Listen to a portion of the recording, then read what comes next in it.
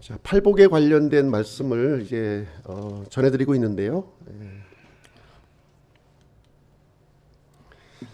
영이 가난한 자와 이제 애통하는 자에 대해서 이제 말씀을 드렸고요. 오늘은 온유한 자에게 주어지는 복, 이 복을 함께 살펴보도록 하겠습니다. 야고보서 4장 8절부터 9절 말씀을 이제 보시게 되면 하나님께 가까이 가라. 그러면 그분께서 너희에게 가까이 오시리라. 너희 죄인들아, 너희 손을 정결하게 하라. 두 생각을 품은 자들아, 너희 마음을 순결하게 하라. 고난을 받고 애곡하며 슬피 울라. 너희 웃음을 애곡으로, 너희 기쁨을 근심으로 바꿀지어다. 여기 보시게 되면 하나님께 가까이 갈 것을 이제 명령하고 있는데요. 그러면 하나님은 우리에게 가까이 오신다 이렇게 말씀하고 있습니다. 이 하나님을 만나기 위해서는요, 이제 문제점이 있죠.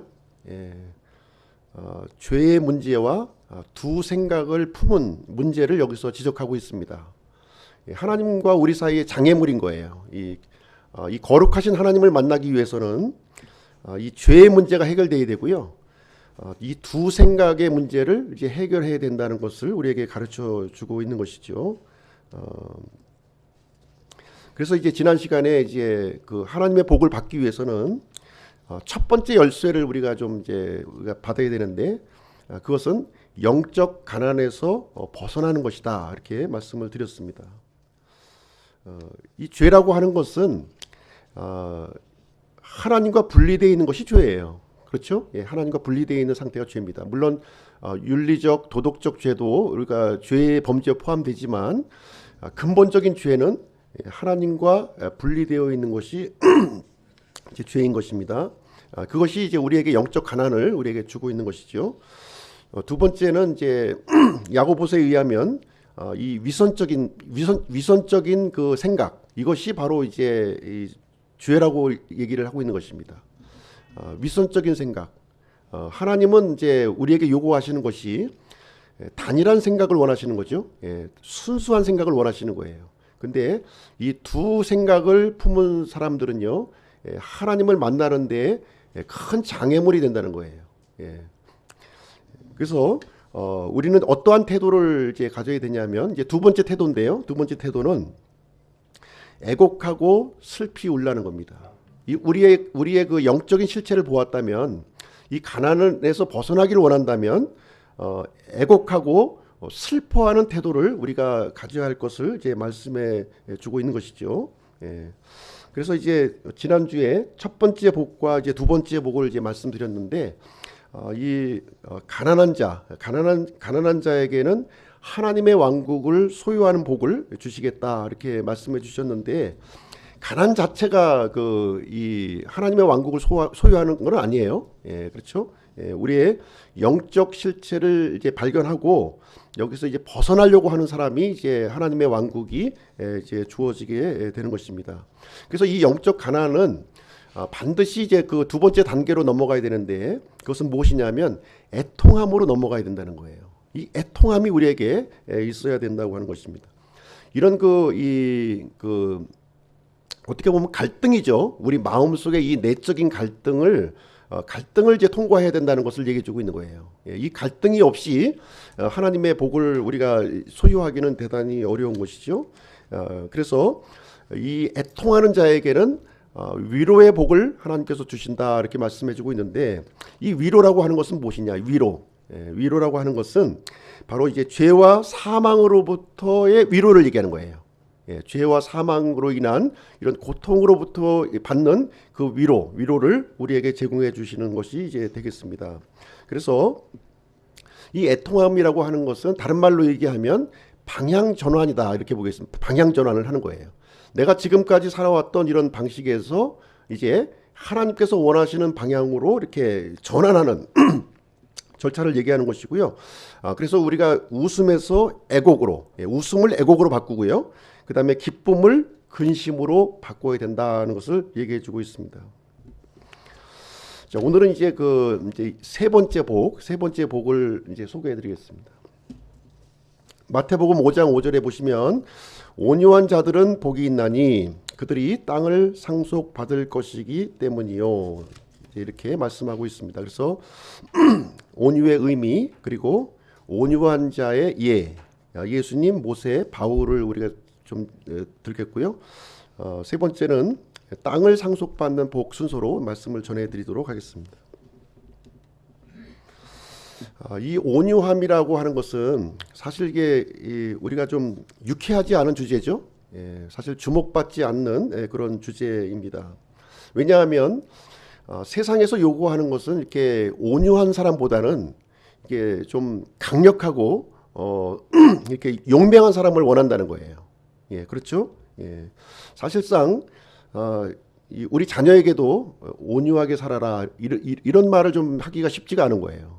왜냐하면 우리가 지금까지 인생을 살아온 그런 과정들을 보았을 때 사실 온유해 가지고서 이렇게 좀 얻는 이득이 그렇게 많지 않다는 거죠. 그렇죠?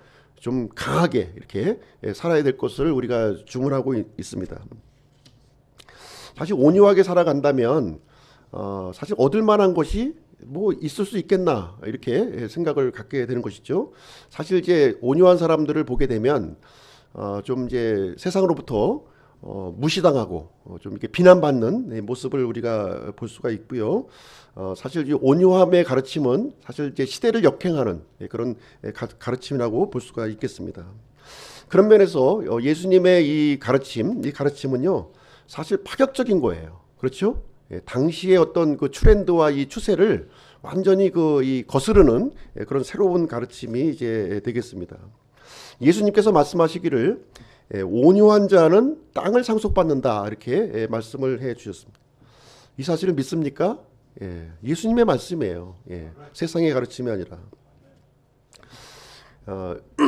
이 온유함이라고 하는 것은 우리가 이제 기존에 갖고 있었던 개념하고는 지금 이제 예수님이 말씀하시는 이 온유라고 하는 단어는 좀 이제 차이가 좀 있다는 것을 좀 이제 발견을 할 필요가 있는 거죠. 그래서 이 온유함은 이게 어떤 나약함, 온순함, 그 어떤 비겁함을 얘기하는 것은 아니라는 거예요. 성경에서 말하는 온유함이 이 성경의 온유함은 이 강함과 부드러움 이 두 가지를 다 포함하고 있는 그런 의미를 갖고 있어요. 그래서 이 온유함에 대해서 좀 살펴보기를 원하는 것이고요.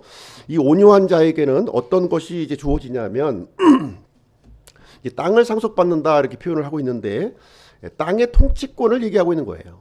땅의 통치권, 땅을 다스리는 이 그 권한을 얘기하고 있는 것이죠. 그 권한이 주어지게 됩니다. 사실 이제 이 땅이라고 하는 것은 동서고금을 막론하고 아주 소중한 자산이에요. 그렇죠? 땅만큼 소중한 것이 없습니다. 그런데 우리가 땅을 왜 소유합니까? 다른 사람한테 뭐 과시하기 위해서 땅을 소유하나요? 이 땅을 소유하는 목적이 있는 거죠. 목적이. 그 목적이 뭐냐면 땅을 통해서 열매를 맺는 거예요. 열매를 이제 얻기 위해서 우리가 땅을 소유하게 되는 것입니다. 그래서 일반적으로 이렇게 가치 있고 소중한 것은요, 아무에게나 맡기지 않는다는 거예요. 그걸 맡길 수 있는 그런 어떤 그 자질과 성품을 가진 사람에게 그 귀중한 걸 맡기죠. 만약에 준비 안 된 사람에게 이 소중한 걸 맡겨지면 어떻게 됩니까? 정권이 이렇게 주어지면 국민을 힘들게 하는 거예요. 그렇죠? 국민을 힘들게 합니다. 이 소중한 것을 이렇게 맡겨줘도 그것을 이제 다룰 수 없는 사람에게 주어진다면 오히려 그것을 이제 망치는 쪽으로 이렇게 활용하게 되는 것을 우리는 이제 보게 되는 것입니다. 그래서 이제 예수님께서 하시는 말씀은 무엇이냐면 이 땅을 통치하고 다스릴 수 있는 사람에게 가장 중요한 덕목이 뭐냐? 바로 온유함이라는 거예요. 온유함. 온유함을 지금 이제 강조하고 있는 것이죠. 이 땅은 대단히 정직합니다. 그렇죠? 땅은 대단히 정직한 거예요. 콩을 심으면 콩이 나오고 팥을 심으면 팥이 나올 수 있는 것이 바로 땅입니다. 그래서 선을 심으면 선을 거두는 것이고요. 악을 심으면 악을 거두는 거예요. 그래서 이 땅을 경작하고 다스리는 사람은 그 성품이 대단히 중요하다는 거죠. 그 성품이 대단히 중요한 거예요. 그래서 이 온유한 사람에게 땅이 맡겨졌을 때에는 하나님께서 이 뜻하신 것, 이 원하시는 것을 그 땅에 심는다는 겁니다. 예, 그래서 결과적으로 어떻게 됩니까? 하나님께서 기대하시는 그것을 거두게 되는 것을 우리는 이제 발견할 수가 있는 것이죠. 그럼 첫 번째로 그 성경에서 얘기하고 있는 온유의 의미를 한번 좀 보도록 하겠습니다. 성경에서는 과연 온유라고 하는 단어를 어떻게 사용하고 있는가? 영어로 보시게 되면 meek라고 하는 단어를 쓰고 있어요. meek. 저는 이제 영어를 잘 하지 못하는 사람인데요. 현대 사람들이 meek라는 단어는 거의 안 써요. meek. 그래서 이제 그 NIV나 다른 현대 역본을 보시게 되면 meek라고 번역을 안 했습니다.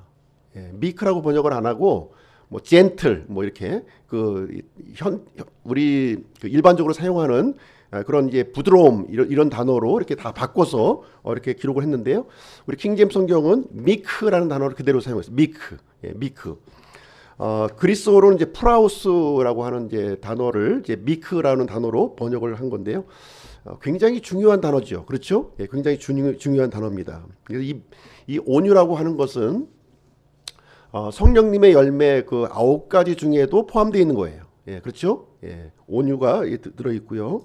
그래서 이 온유라고 하는 것은 단순히 일반적으로 사람들이 갖고 있는 어떤 부드러움, 어떤 뭐 온순함 이런 것이 아니라는 거예요. 그렇죠? 이것은 무엇이냐면 하나님께 속한 성품이라는 거죠. 이 온유가 이 하나님의 성품을 소유한 사람, 이 온유의 성품을 소유한 사람이 어떤 일을 한다고요?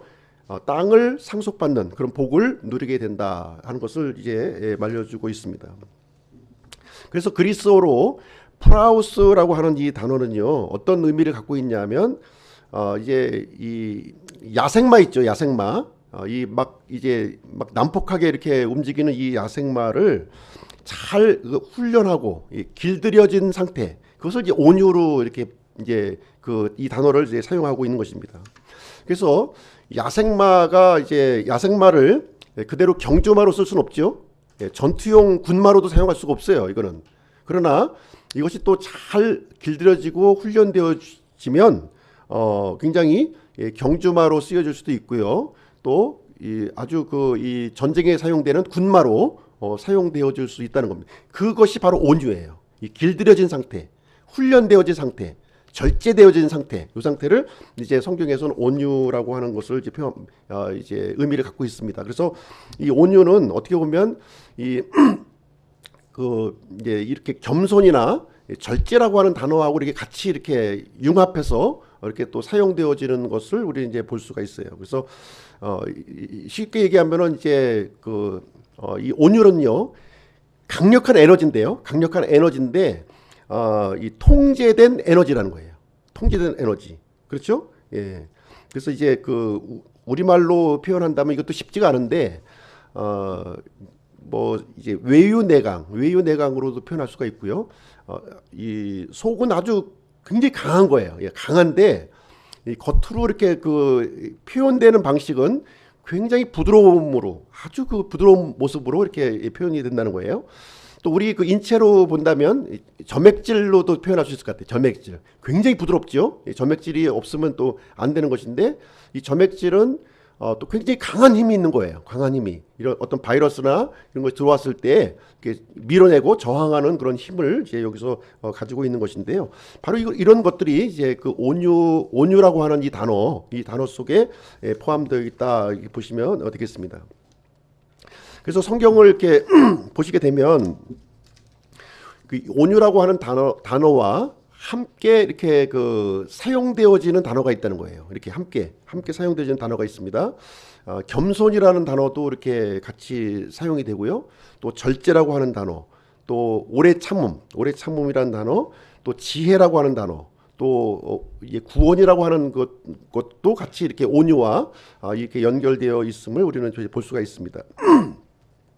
그래서 성경적인 의미에서 이 온유라고 하는 것은 하나님의 목적을 위해서 이렇게 훈련되어지고 길들여진 상태, 그 상태가 바로 온유함이다. 이렇게 이해를 하시면 되겠습니다. 그래서 이 온유한 사람은요, 이제 주인의 뜻에 이렇게 탄력적으로 반응하는 사람이에요. 예. 이게 고지것대로 움직여지는 것이 아니라 아주 탄력적으로 이렇게 움직여지는 그런 반응하는 그런 모습을 온유의 모습으로 이렇게 성경에서는 우리에게 알려주고 있습니다. 그리고 이제 이 온유의 반대말이 또 나와요. 성경에 보시게 되면 반대말이 이제 나오게 되는데 강팍함이에요. 강팍함. 아주 강팍하다는 이 표현이 이제 성경에 나오죠. 이 강팍함. 이 강팍함이 이제 히브리서 3장 8절을 보시게 되면 경노하게 하던 때, 즉 광야에서 시험하던 날에 한 것 같이 너희 마음을 강팍하게 하지 말라 이렇게 하고 있는데요. 광야의 이스라엘 백성들의 모습, 광야에서 40년간 이제 광야 생활을 했는데요. 이때 이스라엘의 모습을 이제 어떻게 표현하고 있냐면 강팍함으로 이제 표현하고 있는 거예요. 강팍함, 길들여지지 않은 모습, 야생 그대로의 모습 상태를 이제 얘기해주고 있습니다. 그래서 이 강팍함이라고 하는 것은 특별히 하나님을 향해서 이렇게 순복하지 않는 마음이에요. 이렇게 대적하는 마음이죠. 대적하고 하는 그런 아주 이 고집스럽고요. 또 이 욕심이 이렇게 많고 이게 교만한 그런 마음을 이제 이 강팍함으로 이제 표현을 해주고 있습니다. 그래서 이 강팍함의 예로 이제 들은 사람이 누구냐면 바로 이제 파라오의 이집트의 파라오의 강팍함을 지금 이제 들고 있고요. 이스라엘 백성들의 이 강팍함을 이제 예를 들어서 설명을 해주고 있습니다. 오늘 이제 가셔서 한번 이제 온유에 대한 용례를 한번 좀 찾아보시면 좋을 것 같아요. 시간 관계상 다 찾아보지는 못할 텐데요. 신구약 성경을 이제 이렇게 보시게 되면 이 온유라고 하는 단어가 한 30번 정도 등장해요. 30번 정도 등장하는데 오늘 저희 몇 가지만 좀 이제 제가 말씀드리겠습니다. 시편 22편 6절에 보시면 온유한 자들은 먹고 만족할 것이며 이렇게 하고 있습니다. 온유한 사람들은 뭐 잘 먹는구나 이 얘기를 하는 것이 아니에요. 먹고 만족한다. 이제 이 욕심을 부리지 않는다는 거예요. 그냥 이 하루하루의 이런 삶에 내가 만족하고 이렇게 감사하면서 살아가는 태도를 갖는다는 거예요. 이 온유한 사람들이 그것을 얘기해주고 있고요. 시편 25편 9절에 보시게 되면 이 온유한 사람의 특징을 이제 어떻게 이제 얘기해주고 있냐면 이 온유한 사람들은 가르침을 받는 사람이에요. 가르침을 받아요. 이렇게 판단과 공의로 지도를 받는다는 거예요. 지도를 받고 또 이렇게 주님께서 이 온유한 사람들을 이렇게 가르쳐서 인도를 한다는 거예요. 바른 길로 이렇게 인도를 하는. 왜냐하면 주님의 말씀에 주님의 이 가르침에 대해서 이렇게 유순하게 반응을 하는 거예요. 이 온유한 사람은 그런 특징을 이제 가지고 있는 것이고요. 시편 147편 6절에 보시게 되면 주께서 온유한 자들을 들어올리시며, 그래서 하나님께서는요 이 온유한 사람들을 이렇게 사용하신다는 거죠. 이렇게 사용하신다는 거예요. 높이 들어올려서 그분을 어떤 일을 맡기기도 하시고요. 어떤 일을 하게 하기도 하시는 그런 일을 이제 하신다는 겁니다. 이사야서 29장 19절에 보시게 되면 온유한 자들은 스스로 더 많이 주를 기뻐하고, 그러니까 온유한 사람들은 어떤 태도를 가지고 있냐면 잘 가르치고 이렇게 잘 가르침을 받고 이런 것도 하지만 이렇게 하나님을 더 많이 기뻐한다는 거예요. 더 많이 가까이 가려고 그러고 이렇게 자신의 어떤 문제점이나 결함 같은 것들을 이렇게 해결하려고 하고 그런 이 태도를 갖고 있다는 것입니다. 신약 성경에서도 이제 온유에 대해서 많이 이제 기록을 하고 있는데요. 고린도전서 4장 21절에 보시게 되면 사랑과 온유의 영, 사랑과 온유의 영으로 이 사랑과 온유의 영은 뭐냐? 바로 그리스도의 영을 얘기하는 거예요. 그리스도의 영, 성령님의 영을 얘기해주고 있습니다. 그리고 디모데후서 2장 25절 보시게 되면 스스로 반대하는 자들을 온유함으로 일깨워 주려 하리라. 그래서 이 온유한 사람들은요 이렇게 이렇게 감정적으로 대립이 되지 않는다는 거예요. 이렇게 어떤 나를 반대하는 그 세력에 대해서 이렇게 내가 이렇게 막 우리가 이제 벽에 공을 탁 치면은 이렇게 내가 속도를 많이 낸 것만큼 다시 튀어나오지 않습니까? 근데 온유한 사람은 그렇지 않다는 거예요. 예, 강하게 이렇게 이제 이 힘을 줘도 그것을 똑같이 반응하지 않는다는 거예요. 굉장히 부드럽게 이렇게 반응하는 모습을 이제 온유한 사람은 갖고 있다는 것을 여기서 이제 우리에게 예를 들어서 설명해주고 있습니다. 그러면 이제 성경에 나와 있는 온유한 사람의 온유한 사람의 예를 한번 좀 보도록 하겠습니다. 다 살펴볼 수는 없고 예수님의 온유, 모세의 온유, 바울의 온유에 대해서 한번 좀 보도록 하겠습니다. 예수님은 온유하신 분입니까? 예, 온유하신 분이세요. 네, 예수님 온유하신 분이십니다. 스스로도 온유하시다 이렇게 말씀을 해주셨습니다. 마태복음 11장 29절에 보시게 되면 나는 마음이 온유하고 겸손하니 너희 위에 내 멍에를 메고 내게 배우라 이렇게 말씀하셨습니다. 그래서 예수님은 온유하신 분이셨고요. 사람의 몸을 입고 이 땅에 오셔서 모든 이 불합리한 것들, 모든 죄악들을 모든 끌어안으신 거예요, 본인이. 예. 예수님은 정죄로 오신 게 아니에요. 정죄로 오신 것이 아니라 모든 죄를 이렇게 다 이렇게 끌어안기 위해서 이제 이 땅에 오신 것입니다. 그래서 사람들이 지고 있었던 인생의 이 수고와 무거운 짐을 예수님이 다 이렇게 짊어지셨다고 하는 겁니다. 그래서 예수님은 이제 십자가의 멍에를 메신 거죠. 십자가의 멍에를 메셔서 우리 사람들에게, 믿는 사람들에게 혼의 안식을 이렇게 제공을 해 주시게 되었습니다. 그리고 나서 믿는 자들에게는 예수님의 멍에를 또 우리에게 주신 거예요. 예수님의 멍에. 자신이 지셨던 그 멍에를 주신 것이 아니라 이제 쉽고 가벼운 짐을 우리에게 주셨어요. 그래서 죄와 죽음의 멍에에서 우리를 이제 해방시켜 주셨고 의와 생명의 명예를 우리에게 이제 지어주게 해 주셨다는 것입니다. 예수님이 그 모습을 우리가 보게 되면요, 좀 이제 생소한 모습도 우리가 좀 발견이 됩니다. 막 분노하셨어요. 아니 온유하신 분이 어떻게 분노하실 수 있나? 이 분노도요, 온유의 한 이 영역에 포함이 된다는 것을 우리에게 또 이제 생각을 해볼 수 있는 것이죠. 그래서 요한복음 2장 15절에 보시면 예수님이 이제 성전을 방문을 하셨는데 그때 이 성전 안에서 장사하고 돈을 바꾸는 사람들이 있었던 거예요. 하나님의 거처였던 그 성전에 합당치 않은 모습이 거기에 이제 있었던 것이죠. 그랬을 때 예수님은 어떤 반응을 보이셨냐면 이 온유했던 예수님께서 이 사람들을 향해서 내쫓고 다 돈을 쏟아버리고 상을 뒤엎어 버리시는 모습을 우리에게 보여주셨습니다. 그래서 이 온유함의 이 모습이 단순히 그냥 이렇게 이제 부드럽고 온순한 것만 있는 것이 아니에요. 이 하나님의 거룩함에 대해서는 아주 적극적으로 이렇게 표현하는 것이 바로 온유한 성격이다 하는 것을 우리에게 알려주고 있는 것이죠.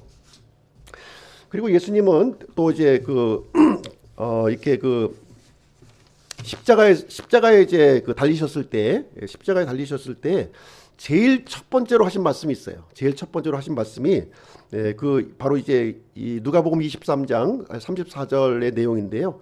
여기에 보시게 되면 불의하게 자신을 이렇게 무고하게 십자가에 이제 죽음을 당하시게 되었죠. 그랬을 때 예수님께서 첫 번째로 하셨던 이 말씀이 바로 아버지여 저들을 용서하여 주옵소서 이런 기도를 하신 거예요. 사람들을 마땅히 정죄하고요, 마땅히 심판할 수 있는 위치에 있음에도 불구하고 이 사람들의 죄에 대해서 긍휼한 마음을 갖고 이 죄를 용서해 달라고 하면서 자신의 생명을 이제 내버리는 그런 이 결단을 여기서 보여주셨다고 하는 것입니다. 그래서 예수님은 죄들을 위한 사면의 피를 흘리신 거예요. 그렇기 때문에 나중에 이 재림하신 예수님께서 죄에 대한 심판을 하실 수가 있는 거예요. 공의의 심판을 집행할 수가 있는 것입니다. 그러기 위해서는 먼저 예수님께서 이 그 사람들의 대속물이 되셨다고 하는 사실을 우리가 이제 알아야 되는 것입니다. 그래서 예수님은 십자가에 달렸음에도 불구하고요, 하나님의 뜻에 아주 전폭적으로 이렇게 순종하신 거예요. 예. 하나님을 신뢰를 하셨어요. 바로 이것이 온유함이라는 거예요. 이게 온유함. 성경에서 가르쳐 주시는 온유함이요, 예수님께서 우리에게 보여주신 이 온유함이라고 하는 사실을 우리에게 알려주고 있습니다.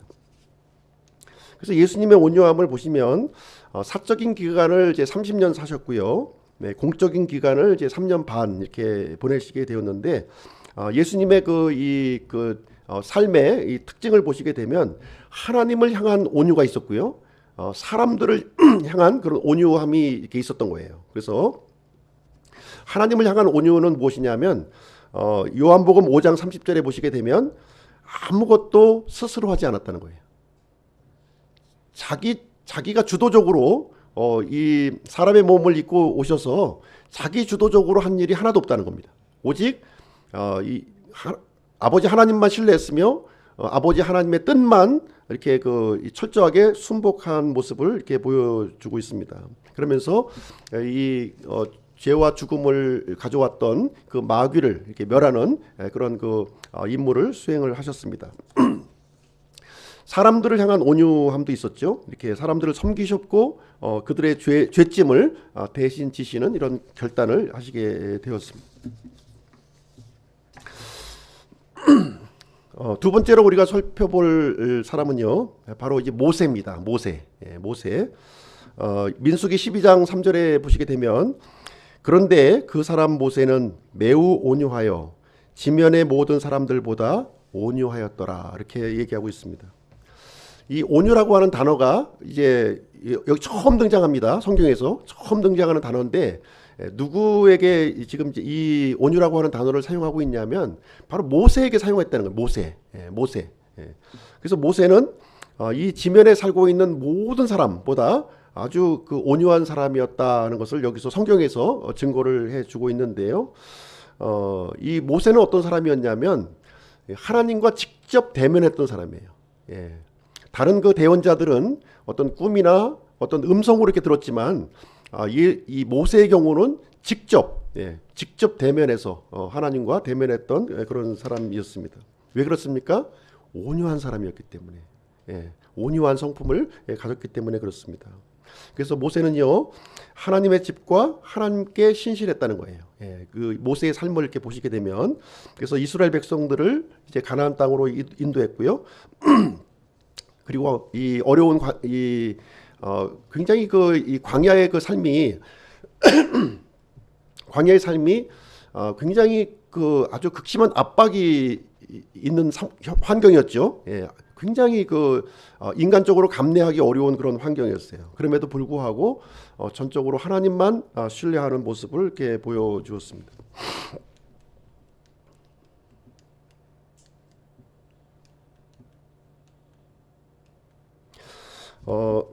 출애굽기 32장에 보시면요, 이 모세의 새로운 모습이 여기 보여지고 있는데요.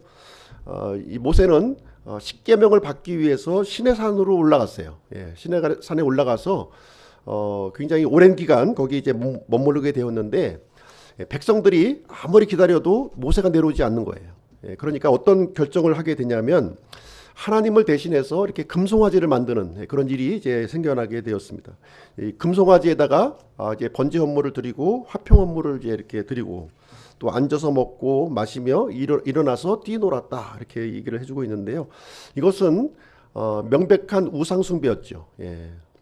이 모세는 십계명을 받기 위해서 시내산에 올라가 있는 중에 이 땅 아래에 있던 백성들은 이 십계명을 어기는 그런 모습을 이제 보여주고 있습니다. 이때 모세는 이제 온유함을 보여준 거죠. 온유함을 보여주었는데, 어떻게 온유함을 보여주었냐면 하나님으로부터 받았던 이 십계명 돌판을 깨트려 버린 거예요. 이것은 무엇을 보여주고 있습니까? 하나님의 이 법이 이제 깨어졌다고 하는 것을 여기서 상징적으로 우리에게 보여주고 있는 것이고요. 이때 모세는 하나님의 이 거룩함, 이 하나님의 거룩함을 이렇게 드러낸 거예요. 바로 이것이 온유함이라는 거죠. 하나님의 이 거룩함을 드러내는 것, 이것이 바로 온유함이다 하는 것을 우리에게 말해주고 있습니다. 그래서 온유하다고 하는 것이 그냥 참고 또 이렇게 인내하고 받아주고 포용하고 이런 것이 아니라는 거예요. 그래서 적극적으로 이렇게 이 하나님의 법이 이렇게 어겨지는 것을 보았을 때 거기에 대해서 이렇게 분노하는 것이 바로 온유함이다 하는 것을 얘기해주고 있습니다. 이 사건을 통해서 이제 하나님께서는 굉장히 진노하셨죠. 진노하셨습니다. 그래서 이 백성들을 완전히 이제 소멸시키고 이 모세로부터 새로운 이제 민족을 이제 만들겠다 이렇게 말씀을 해주시는데요. 이때 이제 이 모세의 반응을 한번 보겠습니다. 이때 어떤 반응을 이제 보이게 되냐면 이 백성들의 이 죄를 우상숭배의 죄죠. 율법을 어긴 이 죄를 붙들고 하나님 앞으로 나아갑니다. 모세가 하나님 앞에 나아가서 그들의 죄를 용서하시옵소서 하는 이 기도를 여기서 드리게 됩니다. 만약에 이 백성들의 죄를 용서하지 아니하려거든 원하건대 주의 책에서 생명의 책에서 나를 지워버려 달라고 하는 이 기도를 이제 하나님 앞에 드리게 됩니다. 바로 이것이 온유함이라는 거예요. 이게 온유함. 다른 사람의 이 결함, 다른 사람의 이 죄악, 이걸 붙들고 하나님 앞에 나아가서 자신의 죄인 것처럼 이렇게 통회하고 기도하는 것이 바로 이 책임지는 자세가 온유함의 자세인 것을 보여주고 있습니다. 그럼에도 불구하고요, 이 모세는 온유함을 또 잃어버린 사건이 또 있었어요. 이렇게 지구상에서 가장 온유했던 이 사람이 온유함을 잃은 사건이 있는데요. 민수기 20장 8절에 이제 소개를 해주고 있죠. 너희는 그들의 눈앞에서 반석에게 말하라. 그러면 그것이 자기 물을 내리니. 그래서 이 반석에게 이제 말하라는 거예요. 물이 나오도록 이제 말하라고 이렇게 얘기를 이제 하나님께서 모세에게 명령을 내렸습니다. 이때 이제 모세는 어떻게 반응을 보였냐면 막대기로 참 굉장히 감정이 격분했죠. 감정이 격분했어요. 이 백성들의 그 잘못된 태도에 대해서 분노한 거예요. 이것은 온유함입니까? 온유함이에요. 온유함. 이 잘못된 일에 분노하는 건 온유함이에요. 온유함의 표현입니다. 잘못된 것을 보고도 가만히 있는 것은 온유함이 아니에요. 백성들의 이 잘못된 불의함, 이것을 보고서는 분노해야 되는 거예요. 분노. 온유함을 보였어요. 근데 이 모세는 이 막대기로 반석을 2번 쳤다는 거예요. 이건 온유함을 잃어버린 거예요. 이거는 하나님의 명령에 불순종한 거죠. 마땅히 하나님의 명령을 순종해야만 했던 이 온유한 사람, 이 모세가 그냥 말하라고 하는 이 명령을 어기고 반석을 2번 이제 돌로 치는 그런 사건이 이제 일어나게 되었습니다. 이것은 명백하게 이 하나님의 거룩함을 훼손한 사건이고요. 온유함을 잃어버린 사건인 것을 이제 우리에게 가르쳐주고 있는 것이죠. 그래서 이렇게 이 사람 가운데에서 가장 온유했던 이 사람에게도 역시 1% 부족한 온유함이 있다. 사람에게는 이 부족함이 있다는 것을 우리에게 가르쳐주고 있는 것이고요. 결국 모세는 온유한 사람이었음에도 불구하고 약속의 땅에 들어가지 못하게 되었습니다. 그래서 모세의 온유함을 보시게 되면 모세는 이제 120년을 살았죠. 120년을 이제 살았는데 이집트 왕자로서 40년, 목자로서 40년, 그리고 이스라엘의 지도자로서 40년을 이렇게 살았습니다. 그래서 모세의 모습을 이제 보시게 되면 이렇게 목자로서의 40년을 이렇게 통과하면서 온유한 사람이 된 거예요. 온유한 사람. 그 전에는 그렇지 않았다는 거죠. 이집트 왕자로서 40년을 살았을 때는 온유한 사람이 아니었어요. 아주 본성에 충실한 사람이었습니다. 본성에 충실한 사람은 하나님께 쓰임 받을 수가 없는 거죠. 이 본성이 그대로 남아있는 사람들은 하나님의 쓰임을 받을 수가 없어요. 그러나 목자로서의 40년을 보내면서 온유한 사람, 하나님께서 무엇을 지시하든 하나님께서 말씀하신 것이 옳다고 하는 그러한 온유한 사람의 태도로 바뀌어지게 되었습니다. 그래서 모세는 이스라엘 백성들을 이제 인도하는 지도자로서 쓰임을 이제 받게 되었는데요. 모세의 그 특징을 보시게 되면 이렇게 이 이스라엘 백성들이 끊임없이 불평하고 원망하고 대적하는 일을 이제 했을 때 모세는 사람들과 대적하지 않았다는 거예요. 맞대응하지 않은 모습을 보여주고 있고요. 그러면서도 하나님의 거룩함이 훼손되었을 때는 적극적으로 하나님의 거룩함을 이렇게 표현을 했다고 하는 것입니다. 그리고 이 백성들의 죄에 대해서는 자신의 죄로 알고서 이렇게 하나님 앞에 이렇게 나아가게 되었습니다. 그래서 이 광야 40년 동안 힘들고 어렵고 참 위중한 그런 시간들을 하나님의 말씀대로 이 백성들을 이끄는 그런 모습을 우리에게 보여준 사람이 되겠습니다. 자, 세 번째 사람인데요. 세 번째는 이제 이 바울입니다. 바울이라고 하는 사람이에요. 사도행전 9장 1절을 보시게 되면 이 사울이 히브리식 이름이죠. 바울의 그 히브리식 이름이 사울입니다. 이 로마식 이름은 이제 바울이고요. 히브리식 이름은 이 사울입니다. 사울이 주의 제자들을 대적하여 여전히 위협과 살기를 내뿜으며 대제사장에게 가서 이렇게 이제 기록하고 있는데, 여기 보시게 되면 어떤 장면이냐면 아주 유대교에 충실했던 이 그 사울이요, 그 그리스도인들을 핍박하기 위해서 이제 다마스커스까지 원정을 나가서 지금 이제 박해를 하고 있는 그런 장면이 되겠습니다. 바울은 주님을 만나기 전에 이제 어떤 모습을 가지고 있었냐면 통제할 수 없는 야생마와 같은 사람이었다는 거예요. 아주 그냥 뭐 좌충우돌, 아주 그냥 뭐 아주 그 성격이 포악하기로는 아주 그지 없는 그런 사람이었다는 겁니다. 그래서 이 바울 스스로도 자신을 이렇게 소개를 하고 있어요. 내가 예수님을 우리가 만나기 전에는 어떤 사람이었냐? 신성모독하는 자요, 핍박하는 자요, 해를 끼치는 그런 사람이었다, 이렇게 얘기를 하고 있어요. 이게 다마스커스로 이제 가는 도중에 이제 누구를 만났냐면 부활하신 예수님을 만난 거예요. 부활하심을 예수님 만나서 거기서 이제 이 바울의 인생이 180도 달라지는 경험을 하게 됩니다. 그래서 이 참 통제 불가능한 이 바울을 향해서 예수님께서 어떤 말씀을 해주시냐면 나의 이름을 위해서 택한 그릇으로 삼겠다. 그리고 나의 이름을 위해서 이렇게 고난을 이렇게 통과할 것이다 하는 말씀을 해주시게 됩니다. 이 순간 이제 바울의 주인이 바뀐 거죠. 바울이 예수님을 만나기 전에 누가 주인이었어요? 본인이 주인이었어요. 본인이 정하는 것이 법이었고 질서였어요. 그러나 예수님을 만난 이후에는 주인이 바뀌었어요. 예수님으로 이렇게 바뀌게 되었습니다. 그러는 순간 그렇게 사고뭉치요 이렇게 포악한 이런 사람이 하나님의 일꾼으로, 이방인을 위한 사역자로, 복음의 사역자로 쓰임을 받게 되었다는 것입니다.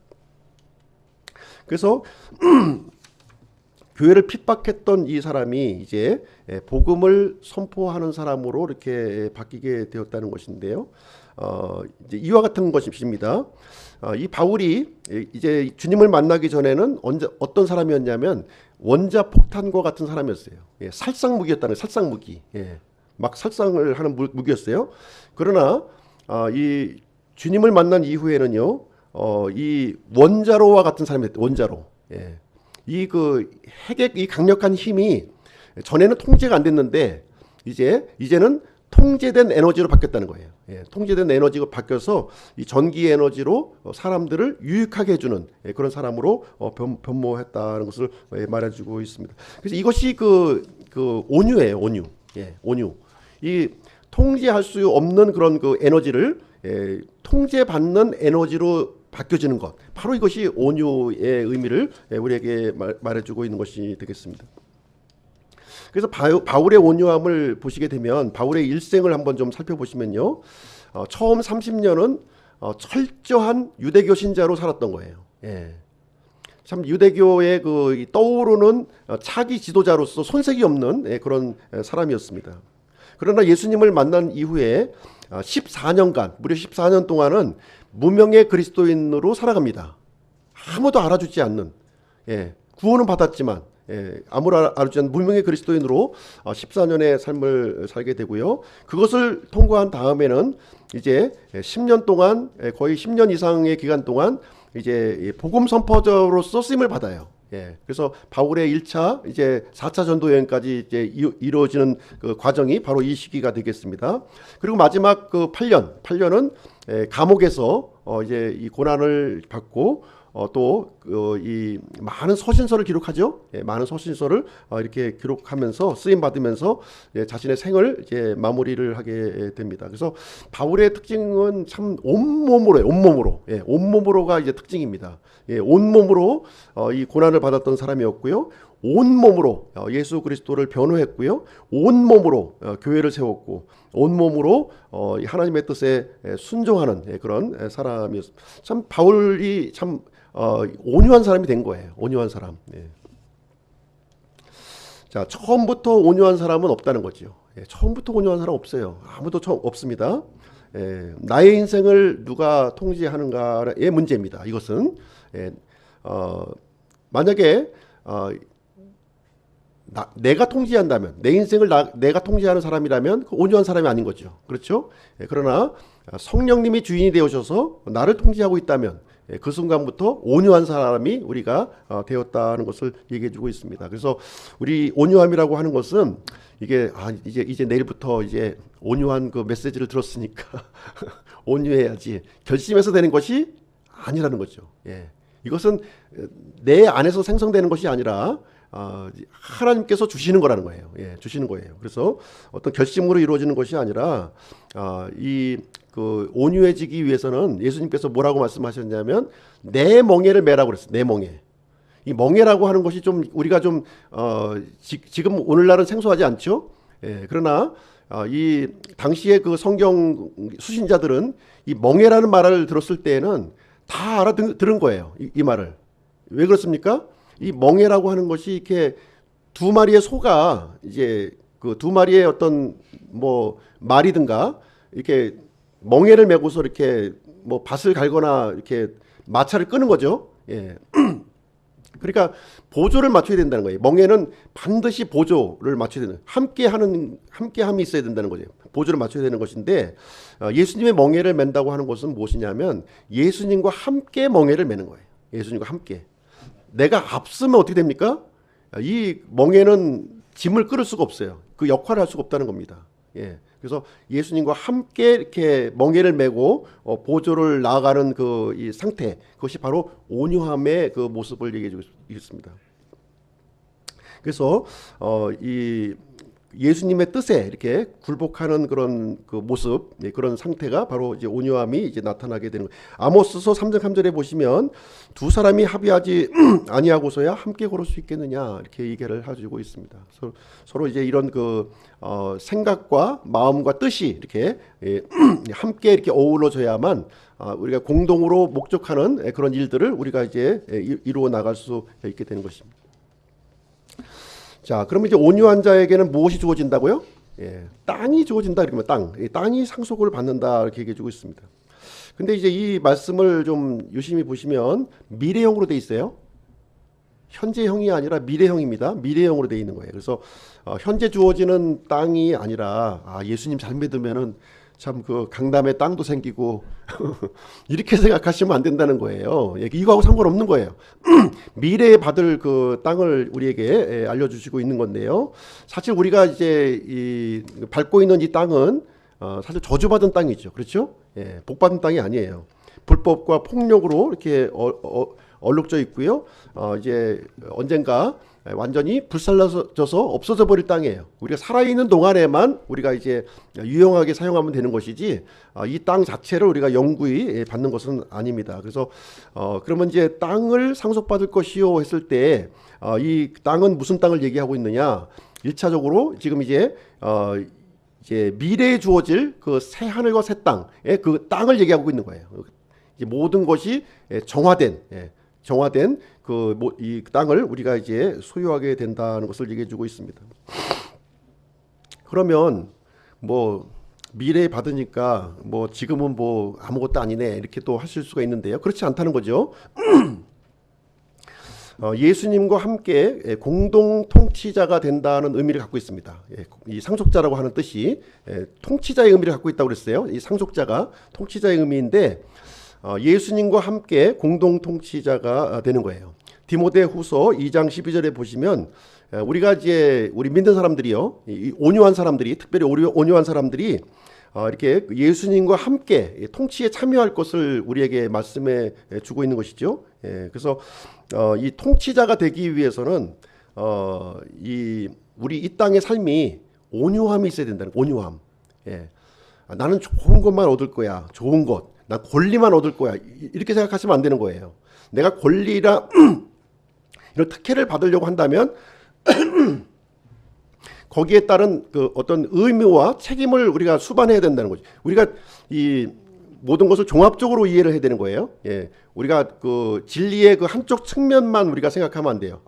내가 땅을 받으니까 너무나 좋을 거야. 이것만 생각하면 되는 것이 아니라 이 땅을 이제 받기 위해서는 반드시 선행되는 것이 있는 거예요. 그 온유함인데요. 온유함인데 이런 의무가 있다는 거죠. 의무.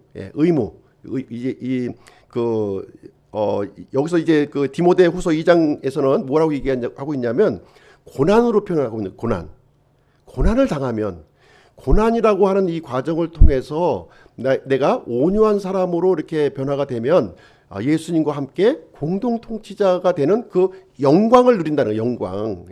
그러니까 그 두 가지를 다 보셔야 되는 거예요. 이 고난과 영광 두 측면을 같이 보아야 되는 것이지, 난 고난은 싫고 영광만 받을 거야, 이것은 안 된다는 것이죠. 고난 받고 이렇게 온유해진, 고난을 통해서 온유함을 이렇게 그 드러난 사람이 이제 예수님과 함께 영광을 누리게 된다. No pain, no gain이라는 이제 영어 이제 속담이 있고요. 이 일을 위해서 예수님께서 우리보다 앞서가신 거예요. 앞서가신 겁니다.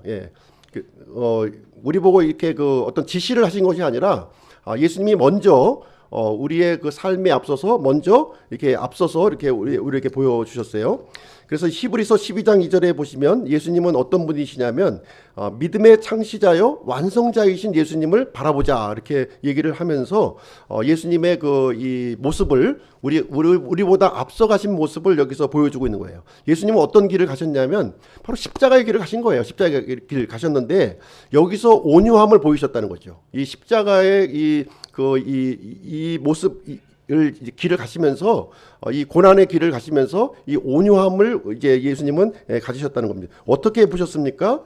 예수님은 십자가에 넘어서 이제 이루어질 그 기쁨과 그 영광을 바라보신 거예요. 바라보시면서 지금 내가 이제 주어지는 이 수치와 이 고난을 이렇게 멸시하셨다는 거죠. 이렇게 멸시하셨다는 거예요. 그런 모습을 보이시면서 이것을 견디시는 그런 모습을 보여주었기 때문에 이런 그 예수님이 가셨던 이 길처럼 이렇게 이 길을, 이 발자취를 우리 믿는 사람들도 이렇게 따라와 줄 것을 우리에게 얘기를 해주고 있는 것이죠. 자, 온유함의 적용을 한번 좀 생각해 보겠습니다. 그럼 온유함을 우리가 좀 어떻게 이렇게 적용을 할 것이냐? 하나님과의 관계에서의 온유함, 그리고 사람들과의 관계에서의 온유함, 이렇게 나누어서 우리가 좀 생각해 볼 수가 있는데요. 하나님과의 관계에 있어서는 이제 예수님의 멍에를 우리가 같이 매는 거예요. 이제 함께라는 거예요. 이제 예수님 빼고 나 혼자 하는 게 아닙니다. 예수님과 함께 보조를 맞추어서 이렇게 하는 것이 온유함인 거예요. 온유함입니다. 그래서 신실함과 순종함이 이렇게 드러나는 것이 바로 온유함을 얘기해 주고 있고요. 사람들과의 관계에서의 온유함이라고 하는 것도 역시 함께의 의미가 강해요. 굉장히. 그 온유함이 굉장히 함께라는 의미가 강합니다. 그래서 사람들과 이렇게 사실 함께하기가 어렵죠. 쉽지가 않은 거예요. 나 취향도 나고 틀리고, 먹는 것도 틀리고, 옷 입는 옷 매무새도 틀리고, 다 틀린데 어떻게 함께 하겠어요? 그럼에도 불구하고, 다름에도 불구하고 함께 하는 것이 온유함이에요. 온유함이 되는 것입니다. 그래서 절제된 언어와 감정을 사용하고, 또 나보다 다른 사람을 이렇게 높여주고, 이렇게 내가 다른 사람이 거침돌이 되는 것이 아니라 기꺼이 디딤돌이 되어주는 이런 관계를 갖고 있는 사람이 바로 이제 온유함의 적용이 이제 되겠습니다. 그래서 우리가 이제 온유한 자에게 땅을 상속받을 것이요, 이렇게 얘기하고 있는데요. 미래에만 있는 것이 아니라 하나님께서 이 온유한 사람에게는요, 이 땅에서 또 주시는 게 또 있어요. 주시는 게 있는데 그것은 무엇이냐면 하나님의 일을 맡겨주신다는 거예요. 하나님의 일을 맡겨주시고 또 하나님의 이 공동체를 맡겨주시는 거예요. 얼마나 소중한 겁니까? 이 온유한 사람에게 이게 공동체가 맡겨지지 않으면요, 굉장히 힘들어져요. 국가는 백성들이 힘들어지고요, 예, 교회는 성도들이 힘들어지는 거예요. 이게 예, 온유함이 있어요. 온유함. 예, 온유함이 아주 있는데요. 그래서 하나님께서는 반드시 이렇게 하나님의 이 소중한 거를 맡길 때는 그 사람의 그 온유함, 온유함을 보고 맡기신다는 것을 우리가 좀 기억해 둘 필요가 있겠습니다. 자, 그러면 이제 결론을 내리도록 하겠습니다. 8가지 복을 우리가 쭉 살펴보고 있는데요. 이 8가지 복은 예수 그리스도 자신이라는 거예요. 예. 예. 예수 그리스도 자신입니다. 그래서 이런 8가지 복을 우리가 이제 얻을 수 있는 방법은 단 한 가지 방법밖에 없어요. 모세조차도 온유하지 못했거든요. 온유한 사람인데. 예. 그러면 이 8가지 복을 우리가 이제 누릴 수 있는 방법은 성경에서 한 가지만 얘기합니다. 그래서 예수님을 소유하면 되는 거예요. 예수님을 소유해서 예수님을 드러나게 하면 되는 겁니다. 그래서 예수님은 우리를 위해서 영이 가난한 자가 되셨어요. 그렇죠? 예. 예수님은 우리의 죄를 위해서 애통하는 자가 되셨어요. 애통할 필요도 없는 사람이야. 예. 가장 부유하신 분이 예수님이신데, 예. 그리고 예수님은 또 우리를 위해서 온유한 자가 또 되신 거예요. 온유한 자가 되어 주셨습니다. 그래서 예수 그리스도는 우리 신자들의 모델이라고 하는 사실이죠. 그래서 우리의 그 목표는 무엇이 되겠습니까? 이제 예수님처럼 닮아가는 거예요. 예. 예수님처럼 닮아가고 예수님 같이 행하는 거예요. 그래서 우리의 이 믿음의 슬로건은 이겁니다. 그래서 예수님처럼 닮아가고 예수님처럼 행하는 그 삶의 방식을 우리가 따라가는 것이 바로 이제 신자의 그 삶의 방식이 이제 되겠습니다. 그래서 온유함이라고 하는 것은 어떤 결단해야지, 노력해야지 이렇게 해서 되어지는 것이 아니라 이렇게 굉장히 어떻게 보면 긴 과정이에요. 이게 쉽지가 않은 거예요. 쉽지가 않은 겁니다. 그래서 막 이게 컴퓨터 다운로드처럼 이렇게 딱 받으면 좋을 것 같지만 그렇게 되는 것이 아니에요. 이것은 우리가 뭐 3개월 합숙 훈련 받아서 되는 것도 아니고요. 이것은 아주 굉장히 말씀과의 어떤 갈등, 말씀과의 갈등이 이루어지고 고민이 이루어지고 이런 그 과정이 필요한 거예요. 이 과정, 이 과정이 쉽지 않은 과정이라는 것이죠. 그래서 말씀의 멍에로 이렇게 길들여지고, 또 이 성령님께서 이 책망이 또 이렇게 들려졌을 때 참 고민되죠. 그렇죠. 내가 하고 싶은 게 있는데 이 갈등을 이제 과정 속에서 이 나의 모난 부분들이 이렇게 다듬어지는 거예요. 이렇게 다듬어지는 온유함을 우리에게 주고 있습니다. 그래서 내가 무언가 막 이렇게 무슨 이루려고 하는 것이 아니라 예수님께 이렇게 의탁되어서 끌려가는 것. 이것이 바로 이제 성경에서 얘기하고 있는 이 온유함이 되는 것이고요. 이 미래에 하나님께서 이러한 사람들에게 땅을 맡겨주신다는 게 땅을 통치권을 이렇게 부여해 주신다고 말씀을 해주고 있는 것입니다. 이 뭐 어떤 힘이 강하고 뭐 유능한 사람에게 하나님께서 맡겨주실 것 같지만 그렇지 않다는 거예요. 이렇게 온유한 사람에게 이 통치권이 맡겨진다는 것을 얘기해주고 있습니다. 그래서 우리가 이 땅의 삶을 살아가면서 온유함의 가정을 걸어가는 저희들의 모습이 되었으면 좋겠고요.